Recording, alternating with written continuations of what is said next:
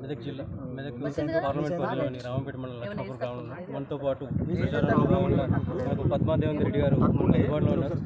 ప్రచారం ఏ విధంగా జరుగుతుంది అనే విషయంలో ఆమె ఆ మాటలో విందాం. మేడం, ప్రచారం ఏ విధంగా జరుగుతుంది? బాగుంది. ప్రచారం బ్రహ్మాండంగా జరుగుతుంది. ప్రజల్లో కూడా స్పందన ఉంది. మళ్ళీ కేసీఆర్ని తెచ్చుకోవాలనే ఆలోచన ప్రజలకు వచ్చేసింది. అంటే 3 నెలల్లోనే ప్రభుత్వం ఫెయిల్ అయింది. ఎందుకంటే అమలు కాని హామీలన్నీ కూడా ఇచ్చి ప్రజలు మభ్యపెట్టిండ్రు. ఎలక్షన్లు జరుగుతున్న సందర్భంలో ప్రజలు మభ్యపెట్టి మోసం చేసి ఎన్నికలు అయ్యేంత వరకు ఒక మాట మాట్లాడిండ్రు, ఎన్నికలు అయినాక మాట మార్చిండ్రు. ఇప్పుడు వడ్లకు బోనస్ కానీ, అదేవిధంగా రైతులకు రుణమాఫీ కానీ, రైతులకు రైతు బంధు కానీ, అక్క చెల్లెలకు మహాలక్ష్మి స్కీమ్ కానీ, సిలిండర్ కానీ ఏవి కూడా అమలు కాలేదు. కాబట్టి ప్రజలందరూ అసంతృప్తితో ఉన్నారు.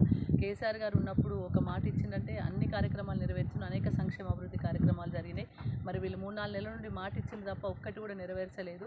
కాబట్టి మరి ప్రభుత్వం మీద వ్యతిరేకత వచ్చింది. అది డెఫినెట్గా రేపు మాకు ఉపయోగపడుతుంది. రేపు వెంకటరామరెడ్డి గారి విజయం ఖాయం. మెదక్ నియోజకవర్గంలో విజయ దుందుబి మోగించబోతా ఉన్నాం. డెఫినెట్గా వెంకటరామరెడ్డి గారి గెలుపు ఖాయం. వెంకటరామరెడ్డి గారు కూడా ఒక మంచి మనిషి. ఆయన అదేవిధంగా ఒక కలెక్టర్గా పనిచేసిండ్రు కాబట్టి ఆయనకు అనుభవం ఉంది. అదేవిధంగా ఒక ట్రస్ట్ ఏర్పాటు చేసి ప్రజలకు కూడా సేవ చేస్తూ అంటున్నాడు. కాబట్టి డెఫినెట్గా ప్రజలందరూ ఆయన వైపు మొగ్గు చూపుతూ ఉన్నారు.